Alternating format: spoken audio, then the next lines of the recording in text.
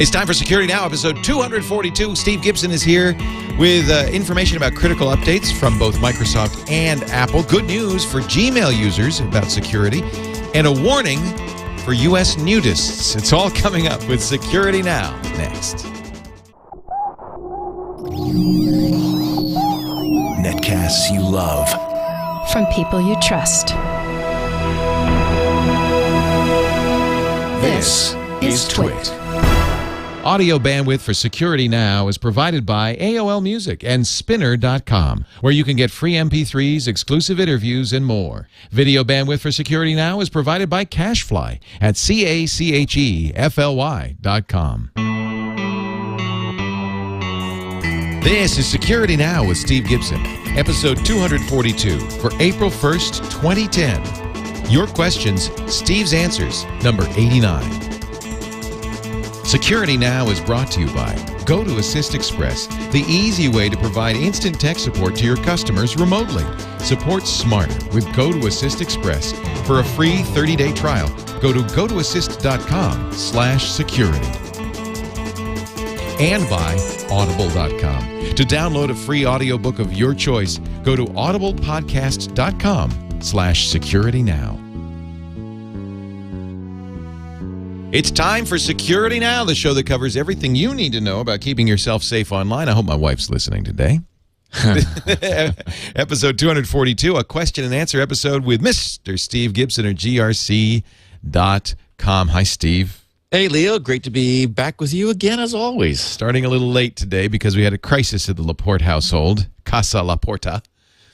Jennifer got an email, a panicky email from her gardener. Saying he's actually building some raised beds for us. Really nice guy. We met with him, and he sent us a bid via email, and so they're in email contact. And the email came and said it was kind of puzzling because it was a little ungrammatical and strangely capitalized, and it was signed with his last name, not his first name, and it said that he was in England and he'd been robbed at gunpoint and he'd lost his passport and all his billfold and all his money, and could we please send him $3,279 to cover his hotel bill so he could come home. Wow, that's a lot of money to ask for. Yes, considering we barely know the guy. But yeah. Jennifer, of course, said to me, well, this is about what we owe him for the raised beds, and so I'm going to send him the money. And I said, whoa! Have you learned nothing from me? So I'm going to make her listen to this show from now on. But well, it's funny, too, because I just this morning, when I was running through the mailbag and sort of catching myself up on various newsletters talking about security things that have happened, I ran across exactly this report. That is that this is what's going on, is that people are, bad guys, when they break into someone's email account, they rummage around in their inbox and outbox for any clues about where they're physically located. Then that gives them some context for emailing money requests to people that this person whose account they've broken into knows. So that it's exactly what happened to Jennifer. Is now something that is going on, is becoming a widespread hack because it's social engineering, and of course we've talked about that often. So it's using some sort of break-in to get into the account, then social engineering in order to trick, innocent bystanders who know the person whose account's been hacked into giving them some money. And then they make it sound believable, right? Because by reading reading the history of email, they can figure out who the people are, what's their relationship, where they create some context for themselves. So so it's very credible. Yeah. Yeah. Although still misspelled. And unfortunately, something like Gmail, where you get to, by design, you get to retain all of the communications that you've had. Well, think about that. Over the years, how much accumulates, and if you were to get into someone's Gmail account, if you spend enough time, you can pretty much assemble a person's life and really generate some context for creating believable social hacking. Yeah. I wasn't sure. I was trying to figure it out. His email came from his AT&T account, and I thought either he's been hacked or, as you say, his email's been hacked. I think where most of this happens these days, we were just reading about the French hacker who said he hacked Twitter, and he said it's not really a hack. He guessed the secret questions. That seems to be the soft underbelly of security right now, is there's those secret questions. My suggestion is to do what I do, which is lie. So it says, what's the name of your first girlfriend? And I put the name of my first dog in there, something like that, you know, because especially, you know, nowadays, you can find out a lot about people just scouring around online. All you need to get those answers to those secret questions often, and they'll give you a new password. Yeah. All right, that's my little security update. Let's get to yours. So it's April 1st, April Fool's Day. I'm not pulling any April Fool's Day jokes. Let's state that. So this is straight up security now. I hate April Fools because you never know what to believe. Yeah. So there's nothing in this show from Sloof Flurpa or whatever. You know, Dvorak always does the column that quotes a press agent named Slurpa Loof or something like that. No, nothing. Anything you hear here is real, right? Just look elsewhere for your April Fools. We do have some great questions and answers. And before we get started, let me just quickly welcome Citrix back to the show. Yeah, the quarter ended, and we thought, oh no, we haven't had Citrix ad in a couple of weeks, but a new quarter has begun on this first day of April, and yay, so is Citrix. We love these guys, and especially this product for this show, Go to Assist Express. I've been using Go to Assist since the Screensavers days. We actually used it to help people on the TV show. We didn't use it a lot, but we had tried it, and it was really cool because it lets you, fix the computer. Now, that was almost 8 or 9 years ago now. Since then, they have really, this product has gotten faster, better, just superb. So, of course, it's from Citrix. They're always doing the R&D to make their stuff better. So here's the deal. You get the great remote access backbone that Citrix provides, high speed, 128-bit SSL, 24/7 support, but it's tuned for the IT and support professional. So you get a support call. I could have done this with Jennifer. I probably will do it with the gardener. He doesn't have to have it installed, Mac or Windows, by the way. So I don't even have to say, well, oh, you're on Windows. No, any operating system. I just sent him a link, and he clicks on it, and it installs within 30 seconds. It's very quick Go to Assist, and now I can fix anything in his computer. I can see what operating system is running. I can see what security software is running, any programs running in the background. I can copy files from my computer to his. So if there's a malware bytes or something I want to copy over, or a Windows update I want to copy over, easy to do, and then run it. And while it's running, or a scan is running, or an install is running, I can go to another computer, another computer, another computer, up to 8 different sessions simultaneously.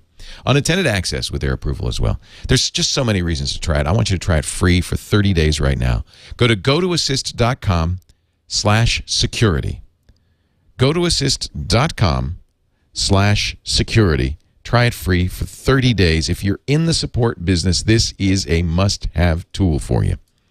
gotoassist.com/security. We thank them so much for their support of Security Now. Steve Gibson, we have, I'm sure, a few things to talk about in the security news. There's some news in the security world, and I just couldn't stop reading my mailbag this morning. I kept reading them, and I was like, oh, okay, we got to have that one, and so we ended up with 12. So that's fine. We're back to a dozen, but some of them are quick and just notes and comments and things. So, but lots of really good stuff. Let's see. People may have noticed by the time they're hearing this that there was an out-of-cycle patch from Microsoft. We discussed several weeks ago whether there might be, and I was guessing back then that's like, this is so bad. I don't know if Microsoft can wait until the second Tuesday of April. And sure enough, they chose not to. This was the IEpeers.dll problem, which was a 0-day flaw, which affected IE6 and IE7, but not IE8. So it turns out that it was being extremely heavily used on the internet, and Microsoft decided, we can't responsibly wait until, well, it would be another 2 weeks from now till April 13th. So they pushed out what is essentially their cumulative update for IE, which covers all from IE 5.1 through IE 8. So they fixed another 9 vulnerabilities while they were at it. So That happened on the 30th was when that became available. So people may notice their little Windows Update yellow shield in the toolbar and think, wait a minute, what's going on? Well, that's the story. So I'm glad Microsoft did this. They really had no choice, because this was a typical, what we're seeing now, so-called drive-by web vulnerability, where just getting someone to bring up a web page would allow malicious code to be run in your machine. So once again, that's been fixed. Also, when I turned on my Mac, which I do once a week for the show, because that's where I run Skype, I got news of an update, and it's like, oh, sure enough. Well, the fun thing was iTunes was being brought up to version 9.1 for the iPad. Specifically to sync with my forthcoming iPad, which currently seems to be stuck in Louisville. I was saying to you before we began recording that it it bounced through a couple cities in China, then briefly seemed to be in Louisville for customs clearance, then went up to Anchorage, Alaska, spent the night there, then came back to Louisville, which is where it currently is. So I remember this happening with my 3GS as well. It's pretty funny. Yeah. So and you're tracking yours as well. So and I was thinking briefly that maybe if it's nearby, I'll be able to get it sooner. But I guess no. They're like all set up to deliver on Saturday. In fact, I talked to somebody whose a friend is a kind of a high-end delivery guy for UPS. I can't remember the town, and he has lined up 100 Saturday deliveries of something. Wow. So I think it's pretty. They do this all the time. If you look at your tracking, it will say exception or something like that, and held. And then it'll be, but it's funny because people get all freaked out thinking, oh no, this is something bad has happened, because maybe you saw there was a news story saying a company had sued and asked the ITC to hold the iPad back. And that's not what's going on. This is normal. The Apple says to the UPS folks, hold this for Saturday delivery. Well, and it's good too that they're not, that they're ahead of the game in terms of delivery, because how upset would we be, Leo, if it didn't actually come on Saturday? Yeah, no, exactly. It's like, wait a minute, I would have done store pickup if I didn't think I was really going to get it on Saturday. So what's fascinating is this whole drop ship from China thing. If you order a cable from Apple, you really don't even buy it from Apple. A third party makes it, delivers it, and ships it, and Apple never even sees it. And I think that this is kind of the very interesting kind of just-in-time way that we work nowadays. So it's not shipped from Apple. It's not shipped from an Apple store. It's shipped from the factory in Shenzhen, China. Yep, that's exactly where mine originated. Yeah. So also, OS X got a big update. I mean, the iTunes update was 100+ meg, I think it was 101 megabytes for syncing with the iPad, and also to support the new iBooks store, both of those features. And OS X has now moved to 10.6.3. This was a big update. Yes, 436 megs. And as this thing was downloading, I was thinking, where would we all be if 436 megs wasn't just something we could casually do? It's like, oh, fine, update now. That's half a gig. It's like a whole new operating system. That's huge. It is the largest. I'm told now the most security patches Apple has ever shipped in history. I mean, by like order of 2. I mean, it's amazing. Yeah. Yeah, well, and they didn't patch little things. They said, I just give them a whole new one. Right. Yeah, easier to do that. Yeah, exactly. I also did want to mention, speaking of people getting their email accounts hacked, and specifically Google being a typical target, as of a couple days ago, Google has added a new feature to Gmail, which our users and our listeners may want to look out for. If you log into your Gmail box and notice a red bar, sort of a banner running across the top of your inbox, that's a new feature where Google will alert you to what it considers might be suspicious activity on your account. From the Google blog talking about this, they said, now, I'm quoting, now, if it looks like something unusual is going on with your account, we'll alert you by posting a warning message saying, warning, we believe your account was last accessed from ... along, well, I'm going to fill that in, along with the geographic region that we can best associate with the access. Clicking through that banner, and there's like a link as part of it, will deliver a log of your prior logon dates, times, and IP addresses. So, and apparently, further elsewhere, I was reading that essentially their logic is if you log in from one country and then a few hours later log in from another, where it's unlikely that you've actually, made the journey in that period of time, they'll say, okay, hold on a second, and maybe, and I imagine that's a relatively lax period of time. Basically, if you appear to be country hopping, they'll just say, are you really? Or, is this something bad? So that's a nice feature. I'm glad that they've added that. And I think it's the kind of thing I was thinking, well, how many users are going to understand how to, like what this log means of their prior logons? Well, certainly our listeners will. Oh, yeah. And getting a list of IP addresses would be very cool. So I think that'll be a nice feature. And you can log that other machine out, which I think is nice. Uh-huh. You could say, I don't know who that is, but get them off my... Well, and then you're immediately going to want to change your username and password and so forth, making sure that there's nothing evil in your machine that might be watching you do that. I think this is so great. I mean, this is just brilliant. I mean, I'm so glad they're doing this. It's being proactive, which I think is really good.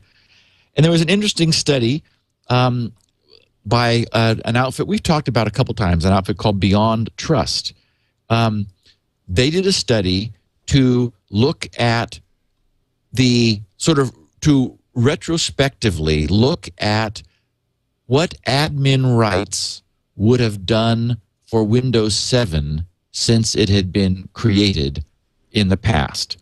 They determined that of the 190 vulnerabilities published by Microsoft last year in 2009, restricting administrator rights for users.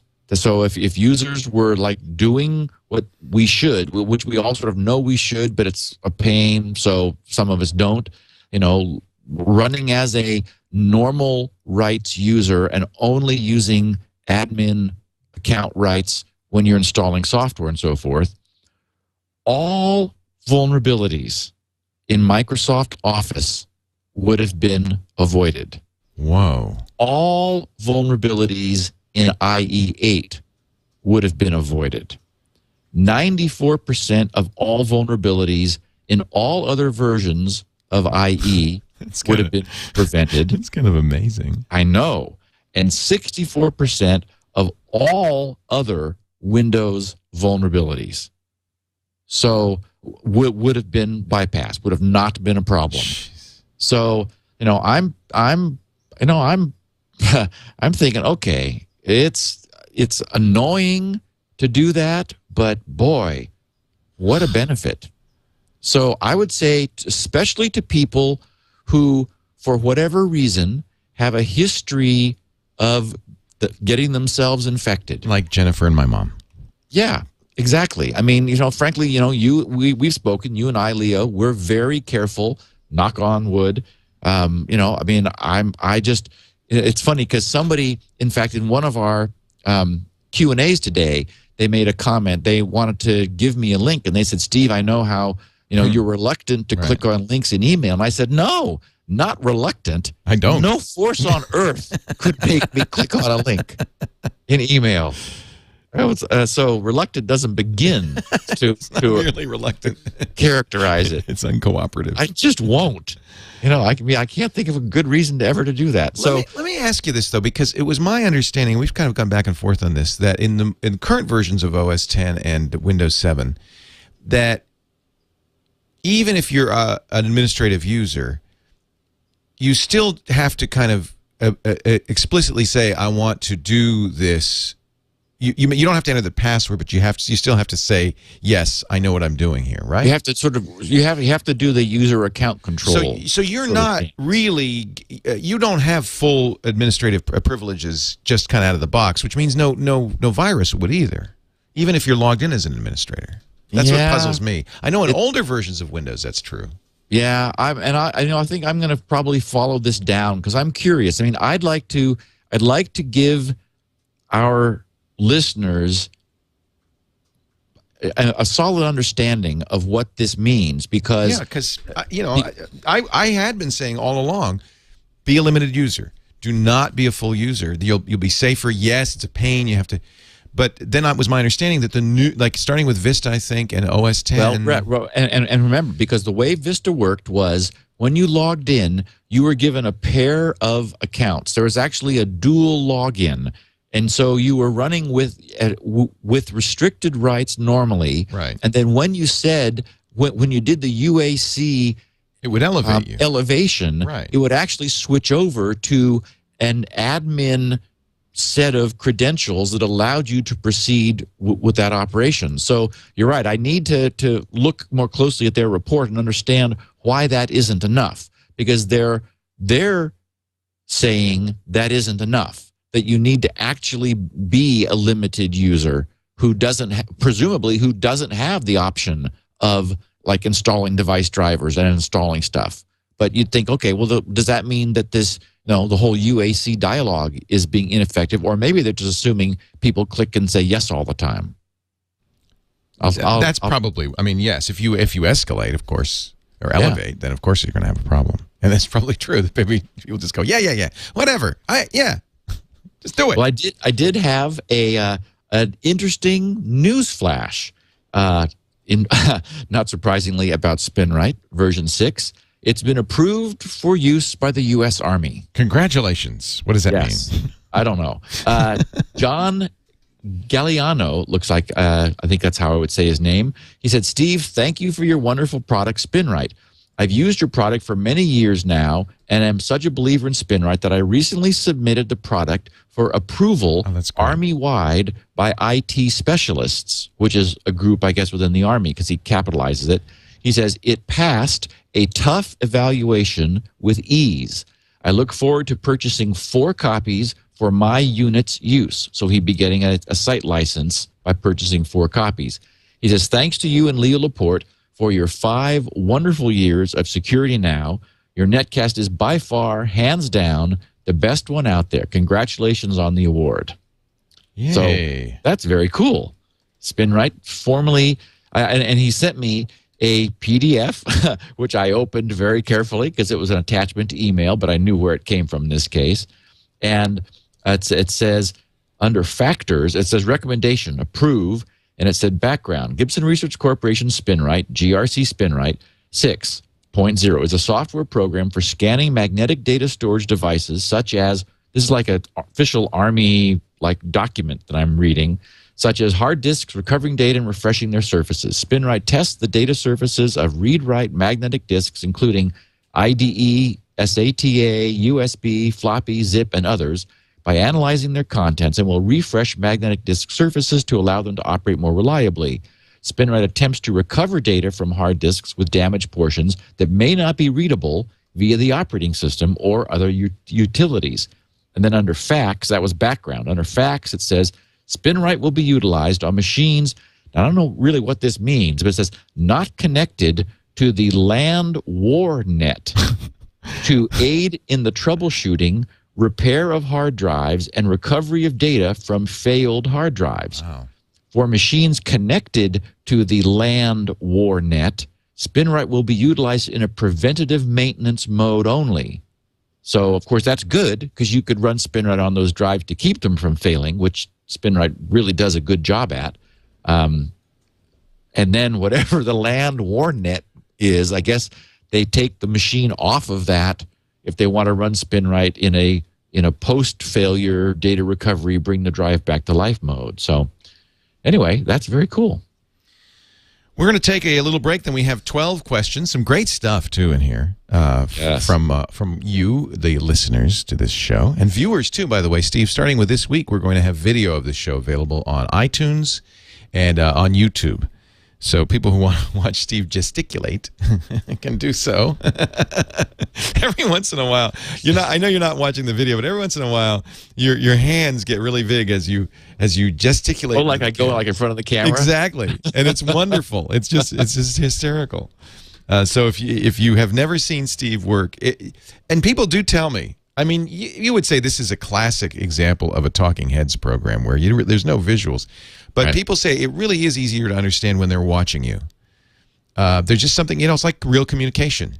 It's like talking with somebody. And so if you haven't watched the video, give it a try. It is on iTunes. You can subscribe in our Twit artist page, and also the Zune store. It's there, the Zune Marketplace, and on YouTube as well. If you're not getting sufficient value from your 5 megabit download speed, this will really suck give up you a the new way to. bits. Exactly. Yeah, I think that they average about 300 or 400 megabytes. It's Punish your ISP for giving you that deal. It's about as big as the Apple update. But that's exactly why people no longer care. It's just become transparent to people, I think.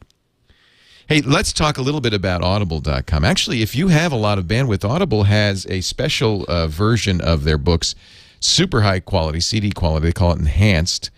But you can also, they have 5 different types of every book. So if bandwidth is an issue, you can depending on, your tolerance for lower quality audio, you can get a much smaller file. I do the type 4, which is half the size of enhanced. It's like 32 kilobit MP3, I think. Enhanced is 64 kilobit mono MP3, I believe. But the point is, these sound great, and they play back on almost every device, with the one exception being Android devices, and that is coming soon.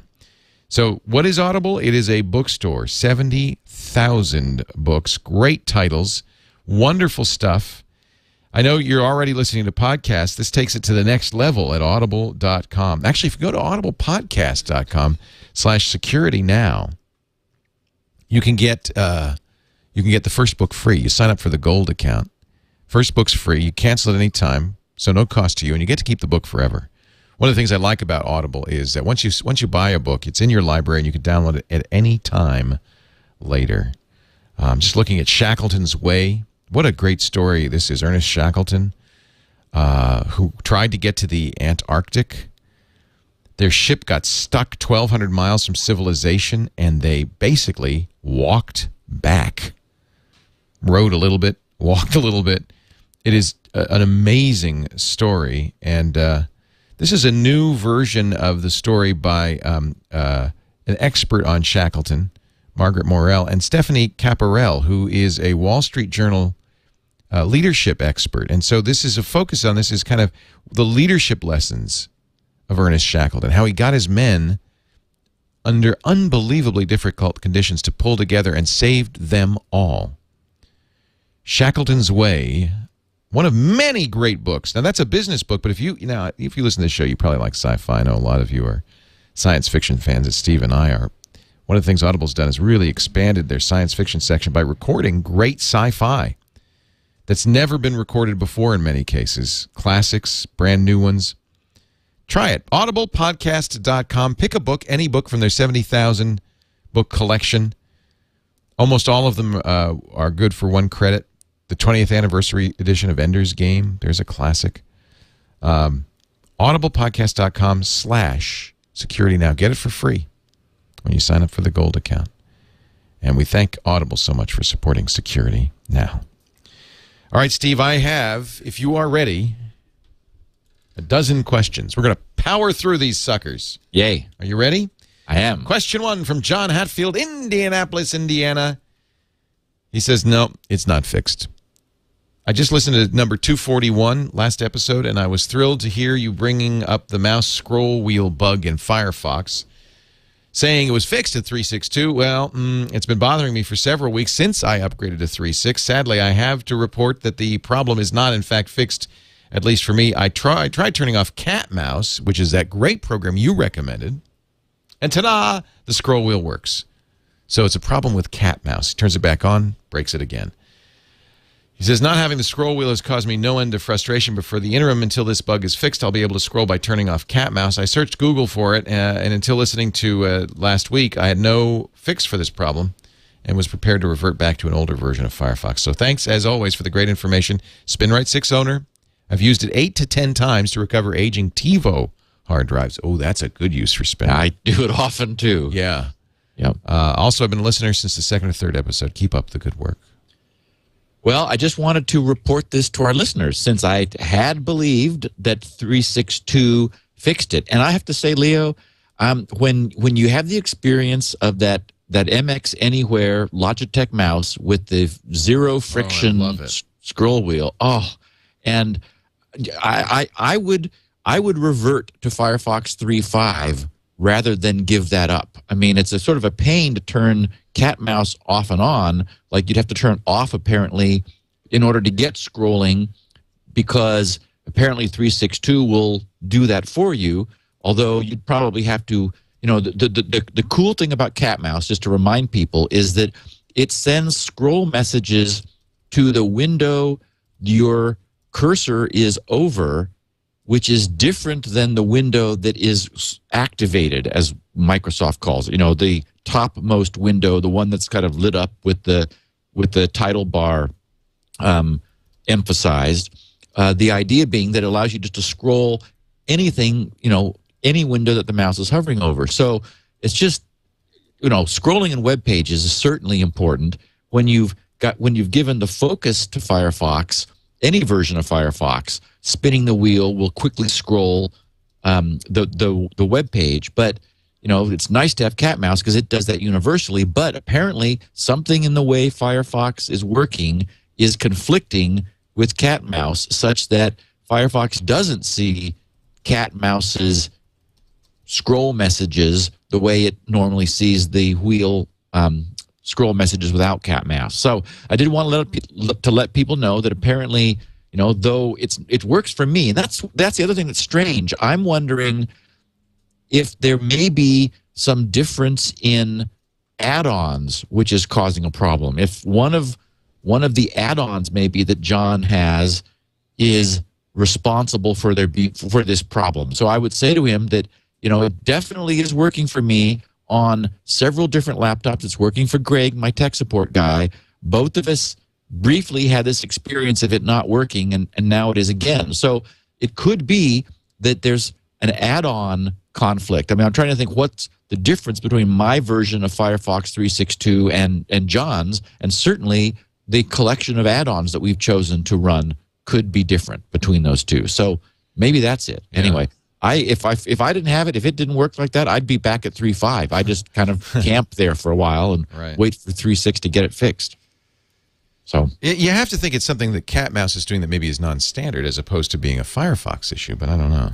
Well, except it worked under 3.5. Right. So yeah. That's why it's so difficult to debug software in an environment where you have multitasking, multiple processes going on. And Leo, it's why GRC's news groups with the listeners, I mean, with the audience that we have there, when I was doing the DNS benchmark, so handy. I was able to do a version and say, okay, gang, kill it, pound on it, jump on it. And many of the guys, for example, were Linux users who were using Wine, which I wasn't living in, and they said, "Oh, well, this went sideways there." And it's like, okay, I'll go fix that. So I mean, it's just incredibly valuable. But it's no longer the case that if it works for you, it'll work for everyone. Right. As a developer, you really do need a large audience to give you the feedback. And that's why Microsoft does these big betas, right? Yes. Question 2 from Trevor Awalt, who wrote to GRC's tech support email about something he noticed. Trevor writes, I'm using Wireshark on that's the old Ether, what was it called? It's a packet sniffer. Yes. On the PC, Dell XPS 9000, i7.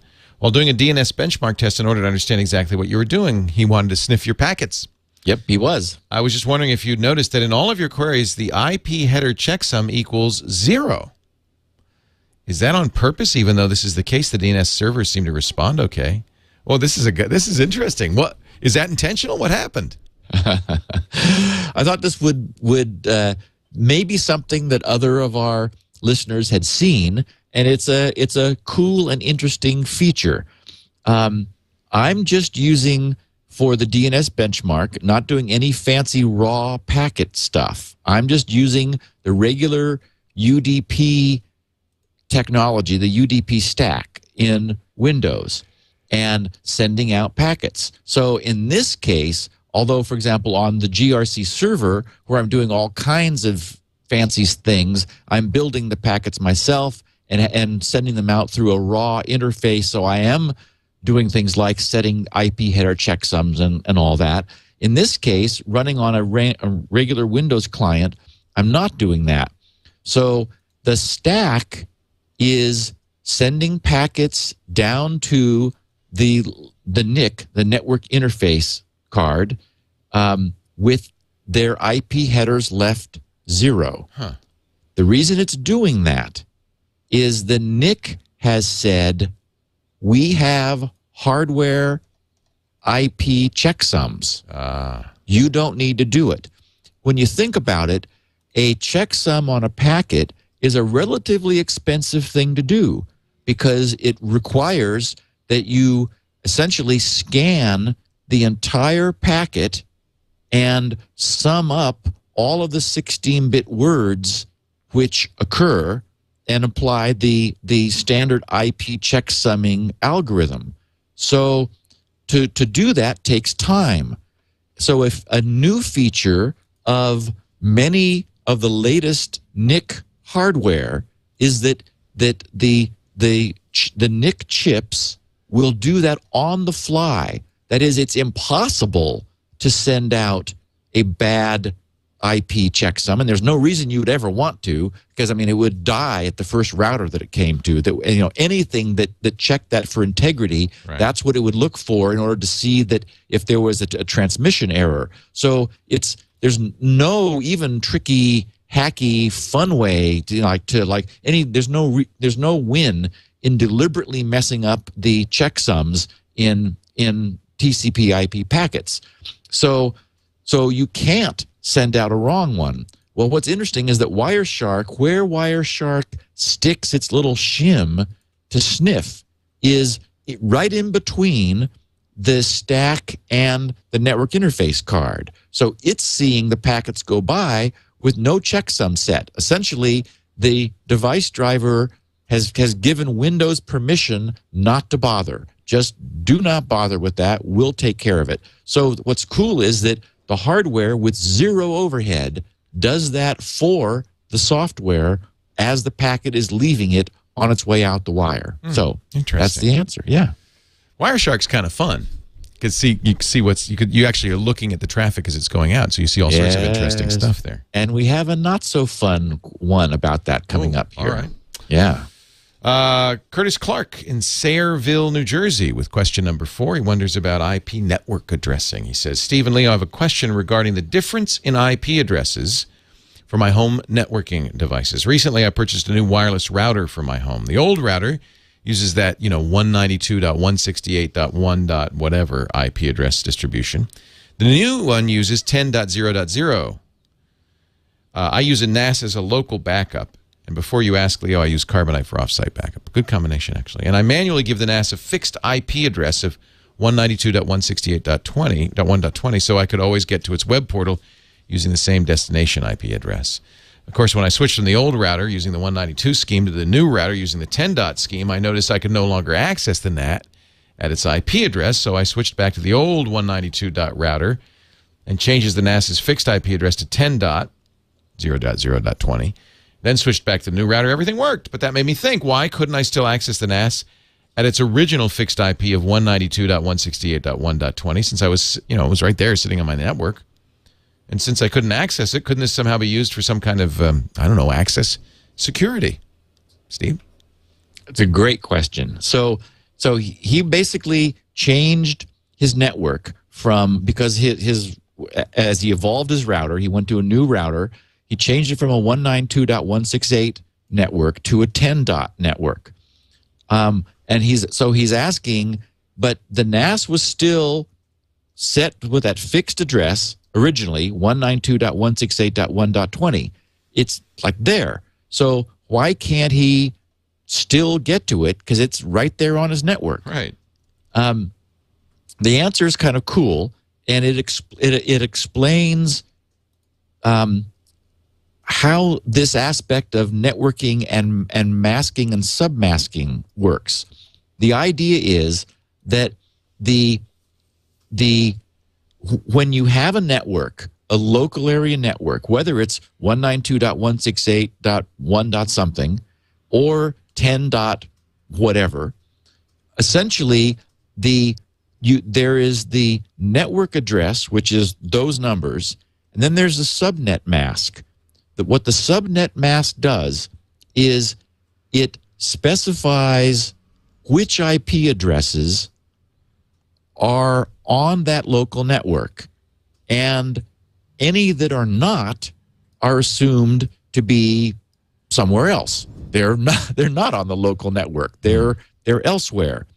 And so what happens is, remember that we're always talking about Ethernet networks here. So the actual way packets are addressed is with MAC addresses, which are the actual physical addresses of the interface cards on the Ethernet. The IP addresses are just sort of they're a convenient way for us mapping these IP addresses to the MAC addresses. But it's actually the MAC addresses that it is the actual way packets are sent from point to point. So what happens is, when he was at his computer, which was now in a 10 dot network, where anything beginning with 10 was regarded as on the local area network, and he tried to connect to 192.168.1.20, the routing system in his local computer's network said, does this address begin with 10? If it begins with 10, it's on the LAN. If it doesn't, it's not. And when it saw that it didn't begin with 10, and literally the part of the subnet mask which has ones in it did not match the numbers of his network, that was the logic used. And so it said, okay, this is not on the LAN, send it to the gateway. And so even though the IP address was physically a device on his network, he'd sort of moved his network out from under it. And so by definition, if it's not local, it's remote. And if it's remote, you send the packet to the gateway, and now it's the gateway's problem. You know, it's sort of like you've discharged your responsibility. It's now the gateway's problem to send it on to wherever it goes.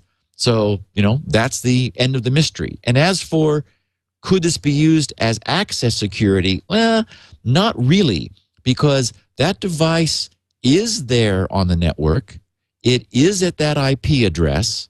And if you made a change to, for example, to your routing table in the computer, where you said this particular IP is local, then that would override this decision, and you could still access it even at a funky IP. So it's there, it's ready to receive traffic, but it's just, at the moment, it's sort of been softly excommunicated, but not really hard excommunicated. You could get to it if you wanted to. All right, now it's time for some comedy relief. An anonymous listener. Subject line, sunbathing au naturel. Steve, I finally got back to listening to your vitamin D episode. By the way, you know, some flu's been going around, Steve, and I doubled down on my vitamin D. I was worried initially about overdosing. This is not the letter. This is me talking. And I just read that, you know, just sunbathing for 15 minutes is like, whatever it is, 10,000 units or something. Yeah, I know. Yep. So I'm taking like 2,500 units, which is probably not, I don't even know if it's therapeutic, but I haven't gotten sick. Well, I've avoided, I'm getting I know, you're not making a prescription. You're not a doctor. No, I'm going to say I've avoided talking about this all the time, but it is really becoming an issue in the news. There was an article last week that talked about where they've actually discovered at the molecular level how T cells, which are our immune system cells, put out a little VDR that I talked about in the podcast, a vitamin D receptor, and require vitamin D in order for the T cells' immune function to activate. And without it, it doesn't. And so they're beginning to understand increasingly how important vitamin D is to things like immune system function.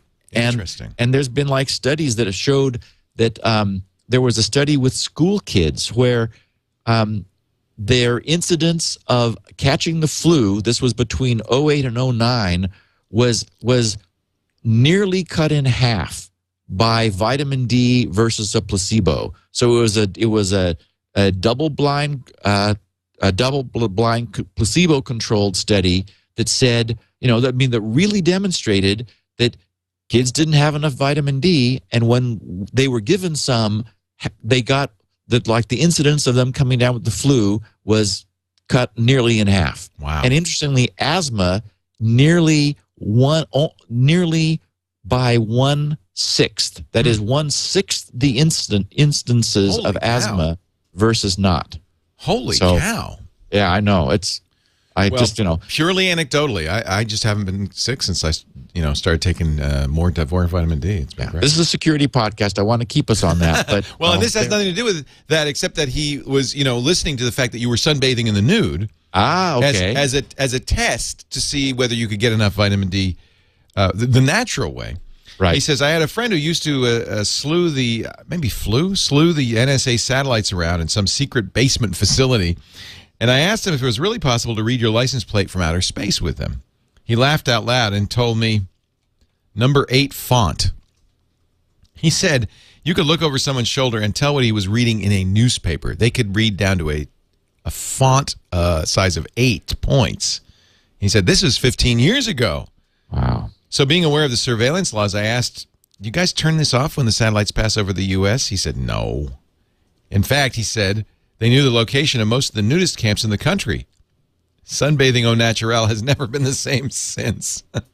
Just a word of warning. Yeah, Big Brother may be watching, but he probably doesn't want to see what he does. Yeah, exactly. Exactly. Yeah. I wouldn't worry about it. Yeah, the nudist camps that I've, been aware of anecdotally, never been to one, but I've, they don't look like places where one gets very excited about going there. No. Here's question 5. Peter Barsson in Sweden says he wants to talk about disposal mail. Steve and Leo, thanks for security down the information you give us. It helps to be safer on the internet. Love the show. And for Leo's sake, if you decide to share this, yada, yada, yada. This was just kind of what I always say, etc. Rush Limbaugh, that's why he created the ditto heads. It's just like, just say ditto, okay? Because mega dittos. Because people just kept saying the same thing over and over. So just say ditto from now on. Anyway, I was thinking about how annoying it is to have to supply an email when you just want to get past a point for getting to the next step in the process, whatever it is you want to do on the net. I discovered disposamail.com. disposamail.com. As I know you don't like to click on links in emails, just Google it. Huh. See? Yeah, I won't click. Yep. I won't click. Don't ask me.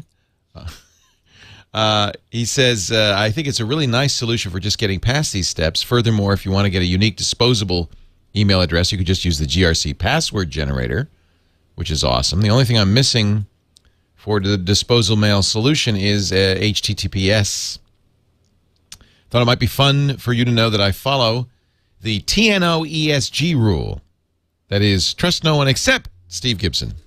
Keep the invaluable work up that you and Leo do. Regards, Peter in Sweden. Now, that's a neat thing. Disposamail. Okay, now this is really sort of odd, but interesting. So, yes, disposamail, disposemail.com.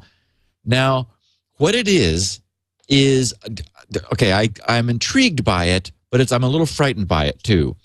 It is just a galactic email recipient that you don't even have to tell it ahead of time. You don't create an account. You don't log on. You don't identify yourself. Nothing. All you do is, if you are at some random, download site or account creation nonsense, I hate that. I mean, when I built GRC's e-commerce system, I said, I am not going to ask people who want to buy Spinrite to first, you must create an account with GRC. It's like, the things that drive me nuts, I'm not going to ask my own customers to do. That's just bogus. But, I'm sure we're always, I know I'm always having to give an email address for something where I'm never going to go back there. I'm afraid that they're going to send me an email loop confirmation because they're trying to, harvest email addresses from people, even though I don't want them to do that. So it's like, okay.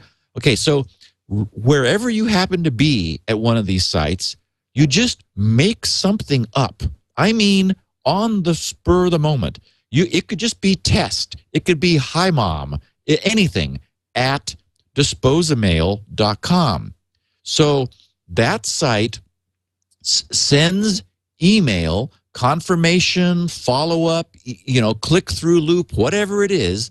It sends it to disposamail.com. Disposamail.com accepts anything from anywhere. It doesn't care. Right. So, and I think, my God, how do they handle spam? Because, I've done packet sniffing of my own GRC's SMTP servers, which transact email. And I see servers hook up to GRC and try, Adam at grc.com, right. Alex at grc.com, Annette at grc.com, and right down through every possible first name there is. And in fact, I created a temporary email address that I realized in order to purchase the iPad, doing exactly this same thing, what we're talking about, and I got spam on it because it wasn't bizarre enough. So this wacky Disposamail, it must just be accepting all the spam that's ever been sent to it, or maybe they do some good RBL stuff, blacklisting SMTP sources so they're not getting too much. So the point is, if you go to Disposamail and put in like test, all you get is a simple little form. It says, what email address would you like to check on stuff from? And so you put in hi mom or whatever. And if they've ever received any email addressed to hi mom at disposamail.com, including everyone else's. Yes, it'd probably be a good idea not to use something obvious. Correct. So, and I did. I just use spam and look at all the. Try test. Test, I think, has like a nice little set of maybe about 12 things. Yeah. And so it doesn't even check to see if it's you or anything. You're just looking for what did you get with that email address lately. Yes. And so certainly you would want to use. There's a lot of spam here, by the way. In fact, it's almost all spam. I'm not surprised. Yeah. It would have to be. It's collecting it from anything. Right.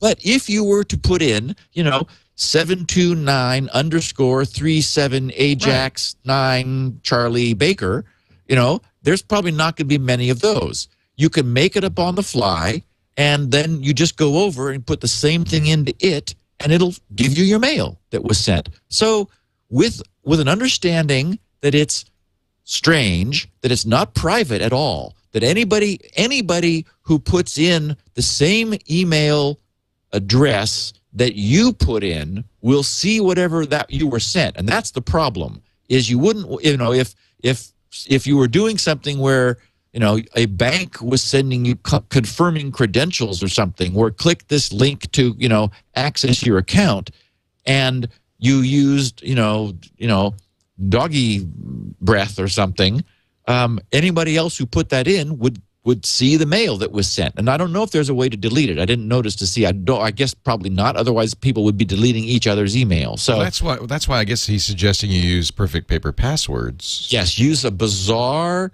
absolutely unique string. Password generator, right? Yeah. Right. And I would also say, don't do it for something sensitive. Do it for things that are just annoying, but don't really. You wouldn't mind it if somebody else saw it, because potentially someone else could. There's no security here, but for what it is, it's wacky, but it's kind of useful. I would bet that spammers have, or hackers have written scripts that scan through this stuff and are looking for bank passwords and things. So in fact, I would say this is a very dangerous thing to do for something that you'd want to keep secure.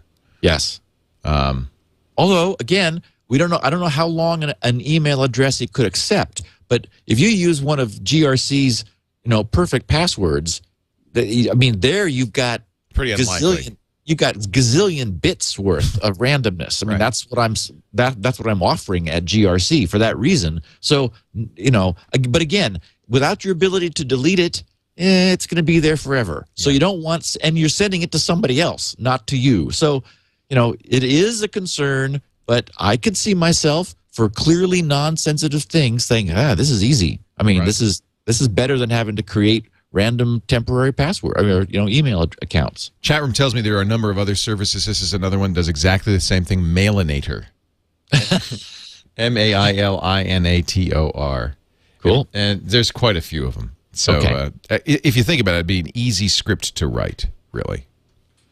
Yes, it's a no-brainer. It's a no-brainer. I'm not writing one. No. It just You seems don't like want the responsibility. I'm not having it on GRC, no. By the way, the chat rooms also sent me an article from CNN a couple of days back. Bob Green, a CNN contributor, writing a story in CNN about getting exactly the same email that my wife Jennifer got this morning from a friend of his who was a famous sports writer.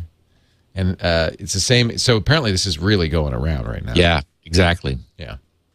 So tell Jen that, if nothing else, she's in good company. Panic not. Yeah. Well, she didn't get hacked. It was somebody else, but she's in good company, like, falling for it probably. Yes.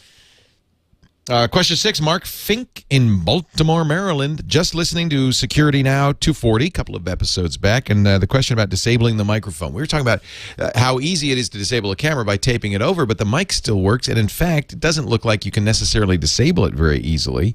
He says, sorry if I'm the millionth person to suggest this. On my Dell M4300 laptop, you could disable it in the BIOS settings.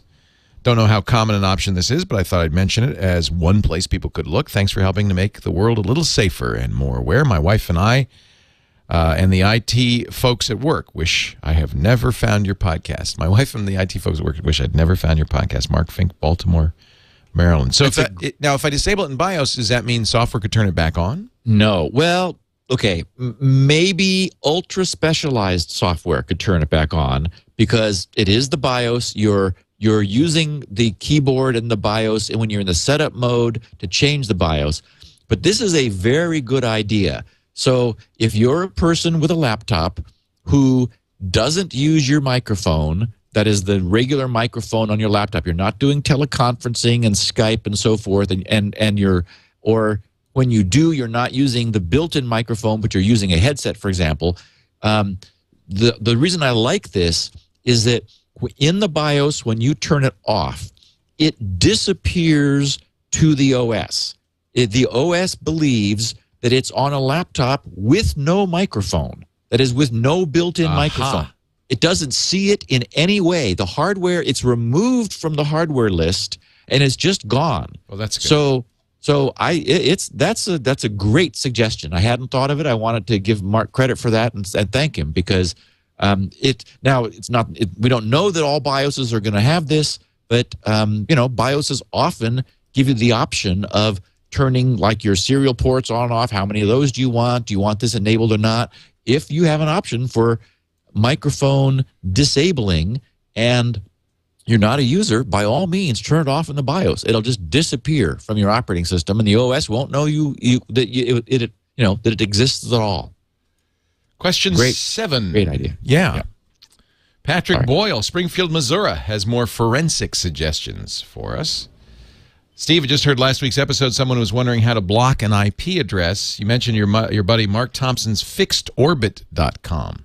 Thank you for the tool, and boy, do I have some more related tools for you. IP Neighbors, it's www.myipneighbors.com. You can enter an IP address or a domain name. It'll show you all the domains that are hosted at that IP address. Well, that's interesting. Here's one for domaintools.com. Used to be whoes.sc. Domaintools.com. You enter an IP address or a domain name. It shows you the ownership. And whois.net, same thing by IP address, tools.whois.net. So there's some other useful ways of figuring out what's going on in that network. Yeah, and I thought that our listeners are the kind of people who would appreciate knowing about those other little tools since we're all sleuths. I put, there's a command line Java program called JWhois that I always put on all my Macs. You do it from the terminal, from the command line, but it's really good at scanning. The problem is finding out from IP address or domain name who owns it is you have to go through a lot of different registrars. And this has a very complete list of registrars. But there are websites like some ones he mentioned that do a very good job too. Right. Question number 8. David W. Griffin in Atlanta, Georgia, comments about programming in assembly language. I respect your abilities to program in assembly language, Stephen, but much of the world's software these days is designed for large-scale software for which high-level solutions rather than low-level solutions are the right way to go. Developing large software projects with large staffs and then maintaining them for a decade, it is not a job for which you would select assembly language. Not if you could help it anyway. I'm not sure I agree with that, but software engineering has made little progress toward reusable components, but at least high-level languages have some effect on achieving reliability. Nothing you have said contradicts this. You, after all, are doing small, well-focused applications with a single author. But I thought I'd make the point that much of the world's software today has other design considerations. Enjoy the podcast and your lectures on computer science. And largely, I completely agree. When I talk about my use of assembly language, I regard it as a personal preference. I'm not pushing it on people. I'm not suggesting that the world would be a better place if people programmed in assembly language. Well, maybe I am, but I completely recognize that that high-level languages are here to stay. That they make much more sense for many applications. It's programmer productivity. I guess the metric that I've seen, which is most compelling, is that no matter what level of language you're programming in, programmers generally produce the same number of lines per day. So if a high-level language line of code does much more than an assembly language line of code, and both programmers are going to be equally productive when measured in lines of code, then it's clear that more functionality is being written per day by someone whose lines of code do more per line because they're using a high-level language. So I have no problem with that. I'm sticking with what I love and like and know and I'm so comfortable with, assembly language, but I have by no means have I been intending to denigrate in any way the value of high-level languages. We wouldn't have nearly as much stuff if we didn't have high-level languages. I would argue maybe we'd have better stuff, but much less of it. So would that be a bad thing? I'm not so sure that'd be a bad thing. Yeah. I mean, I guess my thinking is you can make assembly look just like a high-level language with macros and probably make it very efficient. Well, mine is very clean, and I write a lot of it in a day. So, again, it might be a little bit like, the guy who wrote in about Forth, who took exception to my saying, I can't read that. How can anybody read that? Nobody can read that. And he said, I can read that. Right. It's like, okay, so it's what you know. It really is. Yep. To each his own. It's like arguing which human language is the best. I mean, yeah, they can all be equally expressive. But I think I like the metric, which is the more you can, assembly language does require more typing. To get the same job done, you're absolutely doing more typing. Yeah. Yes. Giovanni Darkea in Maryland wonders about the RFID YubiKey. This is the new one. Steve, I just want to let you know Yubico is now making their famous YubiKey with an integrated RFID transmitter. I was wondering what you think the potential security implications could be now that anyone could just wirelessly get your YubiKey passwords. Or if you do think it's safe enough to use, what scenarios do you envision yourself using the RFID YubiKey with? As always, love the show. Please keep recording it for many years to come. Looking forward to CryptoLink. Come on, Steve. Start coding. I'm glad he reminded me. I did meet with Stina Evansfard about a couple weeks ago. We had some coffee in the morning when she was down here after the annual RSA conference up in San Francisco. And to clarify, this new YubiKey is exactly like the previous YubiKeys, the new generation ones, the ones that have two different modes of operating. Just to remind our listeners, that allows you to have both the original pre-programmed with a secret key that nobody knows, but which will authenticate against Yubico's authentication servers. And you can also have it's like a second channel. You can also touch it differently, and it will generate a whole second channel where you can put a fixed password of your own. You can put also make it a one-time password. They now support the standard oath style authentication, which is the same thing which the VeriSign tokens and other things use. It's less resolution in terms of the digits it's producing, but it's an industry standard, so they've gone that way. So that's the non-RFID version of their current sort of second generation YubiKey. What they did was they have another version for a little more money. I think it's $35, which has all that and a static serial number RFID transponder. The idea was that, well, rather than, in this quest to minimize the so-called necklace of having to have all these separate authentication things, they said, well, look, we'll just put in an RFID transponder. So if something pings us, we'll respond with an RFID standard token, which is fixed. It's not variable. It's always the same. It simply identifies that particular YubiKey out of the world of them and out of the world of other RFID things. There's a registrar that you use, very much like you do with MAC addresses, so you don't have to worry about them having collisions. And so the concept was, if your corporation used RFID like door keys, you could register your YubiKeys RFID ID with your company's door security, in which case you wouldn't have to have a separate RFID dongle to get into the building. You just use your YubiKey, waving it rather than using it in the normal USB mode, which we all know the YubiKey uses. So it's just a cool little additional feature, not much money, and they thought, well, why not toss it in? I mean, in no way it doesn't interact with the YubiKey functionality. It's just a separate, it's like a third channel that says, this is my ID. Now, if you don't want that, don't use that YubiKey. If you do, if that would be useful to you, they've got that too. Way to go, Stina. They're amazing. Yeah. What a They're great doing company. a great job. Yeah. All right, now we get into some special questions. Our final three great things. 3 great things. Starting with the great warning of the week. Subject, yes, it matters, from Brian in Raleigh, North Carolina. Steve, in case anyone dismisses your continual warnings of ARP, poisoning, and man-in-the-middle attacks in public spaces as improbable, I'd like to pass along a report from a friend who says he witnessed someone using the EtherCap networking sniffing tool in a local coffee shop this morning. It does happen. It's well worth protecting yourself from it. Thanks for a very informative podcast. Yeah, it's actually EtherCap. Oh, EtherCap. ETTERCAP. Okay.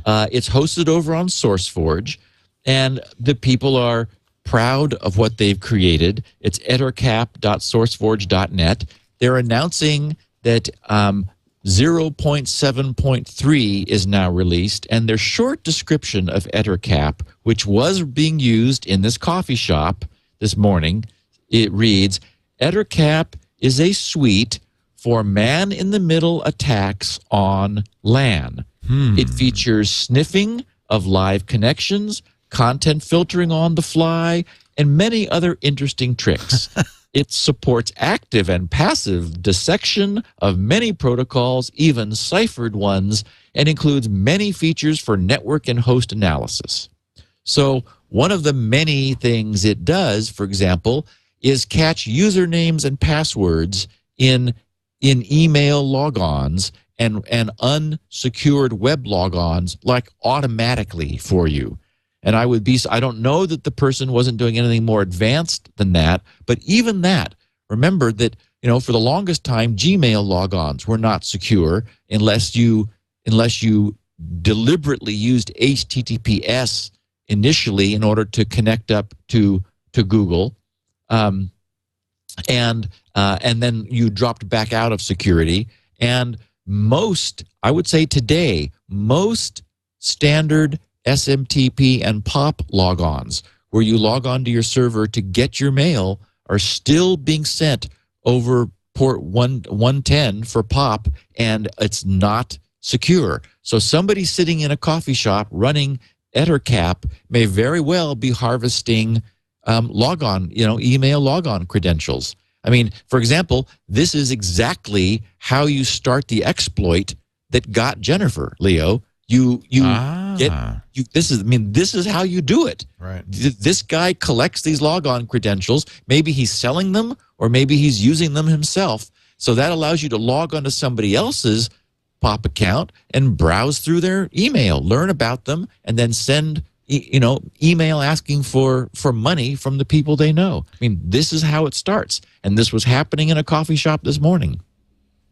Yeah, I mean, it happens all the time. Randall Schwartz used to do that on the cruise ships. He would say, "Is this your password?" He'd come up to people because people were on the Wi-Fi, unencrypted, and he said, "You just sent your password in the clear." And I think, in a way, that's the worst thing. Making friends wherever he goes. Randall.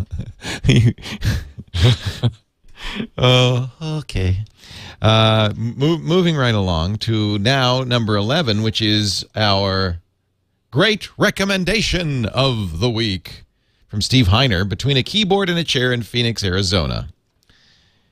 Subject, loving the current podcast series. Steve, I'm really enjoying your current Build a Computer series. Thanks for putting it together. The series has been the motivation I need to read a book I've owned for 2 or 3 years, Charles Petzold's book, Code. This is a classic, by the way. The hidden language of computer hardware and software. There are huge parallels with your podcast series, of course, but it really helps to fill in some of the gaps since he has the room to expand on topics and use graphics to help explain things. I'm over 200 pages into the book, and he's finally gotten to the point of being able to talk about opcodes and machine language. 200 pages in. He takes it very slow and explains every little thing in detail. Anyone who is enjoying the Let's Build a Computer series and wants to go a bit deeper should consider picking up this book. I highly recommend it. I highly recommend it, too. First of all, Charles Petzold is a tremendous technical writer. He is the guy who taught me Windows. Oh, you're kidding.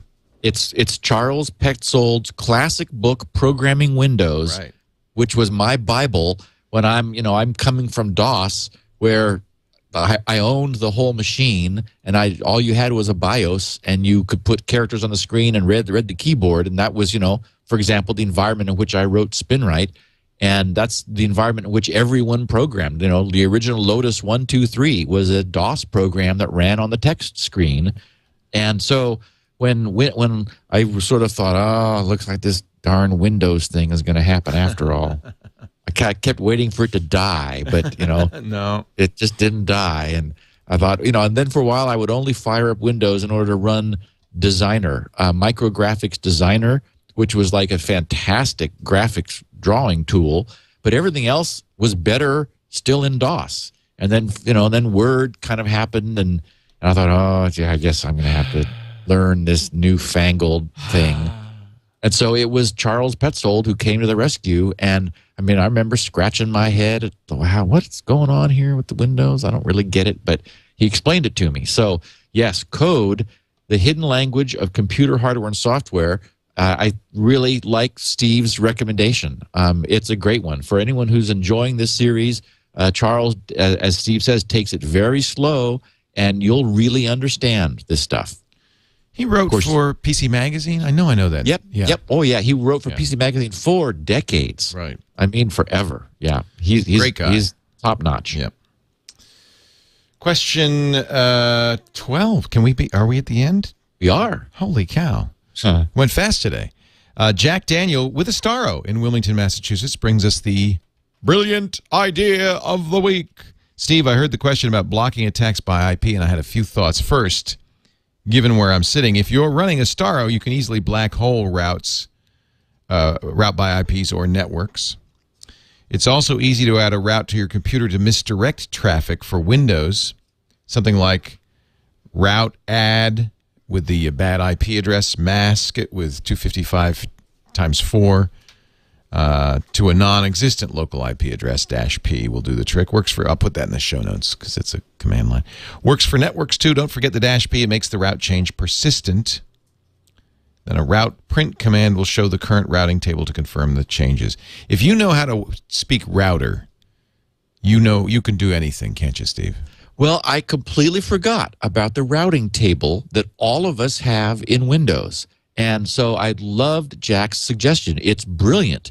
This is better than hosts then for well, the hosts won't do it because hosts will only our computer goes to the hosts file when it wants to do a DNS lookup, and we want to prevent it from doing a DNS lookup. Right. So for example, you would tell hosts to go to, you would put an entry in the host file for, say that you wanted to just block all access to doubleclick.net. You'd put doubleclick.net tab and then 127.0.0.1, which is by default the IP of your own machine.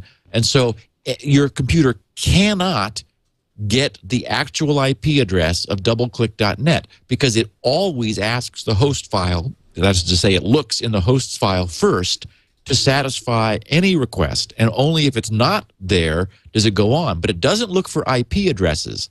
And so one of our questioners, I guess it was week before last, he was asking, I've got some bad IP addresses. I know they're bad. I've stumbled on them before. They've bitten me before, whatever. I just want to prevent my computer from ever going there. How can I do that? And so I scratched my head and noted that, well, some software firewalls will allow you to block by IP address. Jack comments, first of all, that the Astaro security gateway will offer that facility. And the advantage, of course, of doing it at the gateway is then you're blocking that presumably evil or malicious IP for all machines within your network. So it keeps any traffic from addressed to that IP from heading out past it. It just, black hole is the networking term for doing that. But in our computers is a routing table. And I referred to it indirectly earlier when I was talking about, it was that question about the guy's NAS that was on 192.168, and he switched to a 10. Network and so forth. If you were to open a command window in Windows or in the Mac for that matter, this is something that has existed from the beginning of the Internet in the first Unix machines that were on the Internet, and all OSs, Linux, Unix, Solaris, Windows, you name it, if they're using IP technology, there's a routing table in your local machine. And that's where that decision is made that a packet is addressed to another machine on the local network or not on the local network, meaning route that out to the gateway. So that line that Jack provided is route space add, then an IP that you want to match, then the word mask, and then in this case it would be 255.255.255.255, meaning mask every bit of the IP you're giving it is important. If you wanted to block a whole network, that is the IPs in the range of that bad IP, you might go 255.255.255.0, which would mean that the last byte would sort of be a wildcard byte. It'd be like .star on the end, meaning any of those IPs. Then you give it a non-existent local IP, which could be 127.001 or 192.168.100.100, whatever. And so essentially what that does is that tells your computer, this is sort of underneath a firewall, without needing a firewall of any kind, that tells your computer, as this packet is getting ready to be sent, it says check to see whether it matches what it matches in the routing table. The way the table works, the first match that occurs is the one that takes precedence. So the routing table is ordered so that the most specific matches are earliest, and then the more general ones occur later, so that you always get the more specific match occurring before general ones, and that ends up just sort of working out in terms of routing table dynamics. And the idea would be that it's a simple way of efficiently and cleanly blocking specific IPs that are blocking your computer from sending them out to the gateway. Normally, they would end up matching the last rule in the routing table, which is sort of, if nothing else happened, send it to the gateway. But in this case, it would match that rule, and it would send it to a non-existent IP, making it just disappear. So it would be impossible for your computer to contact that remote IP you're wanting to prevent. And then what's cool is, from the command line, again, you can say route space print. And I mean, you can do it right now. Anyone listening could just open up a DOS box and say route space print, and it'll dump out your current routing table, showing you what the default routing table is.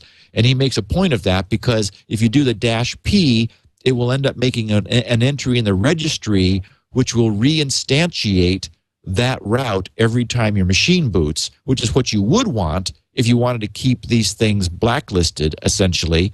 But you'd have to remember that, you had done that, because it's a very powerful mechanism. And I mean, I could imagine scratching my head for days if someone said to brought me to a computer and said, Steve, everything works except I can't go to Google. Nothing I do lets me go to Google. And we'd look in the hosts file, and there'd be nothing there. And we'd look, and he wouldn't have a firewall. Everything would be fine. And I would maybe I'd think to sniff traffic and go, oh, look what's happening. The packet's going to the twilight zone, and that might lead me back to the routing table. But, I mean, it's a kind of a cool, very stealthy way to make some changes deep in Windows that most people don't even know about or don't even think about. Yeah.